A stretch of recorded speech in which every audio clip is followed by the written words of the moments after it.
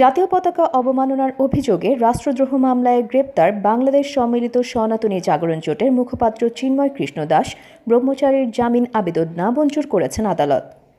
চিন্ময়ের জামিনের আবেদন করেন তার আইনজীবীরা। রাষ্ট্রপক্ষ থেকে জামিনের বিরোধিতা করা হয়। শুনানি শেষে আদালত জামিন আবেদন নামঞ্জুর করেন। শুনানিতে চিন্ময়ের পক্ষে 11 আইনজীবী অংশ নেন। তারা আদালতকে বলেন, ষড়যন্ত্রমূলকভাবে চিন্ময় দাসকে মামলায় জড়ানো হয়েছে, তিনি সম্পূর্ণ নির্দোষ। চিন্ময়ের আইনজীবী অপূর্ব কুমার ভট্টাচার্য শুনানি শেষে প্রথম আলোকে বলেন, নিম্ন আদালতে জামিন আবেদন নামঞ্জুর হওয়ায় উচ্চ আদালতে আবেদন করা হবে।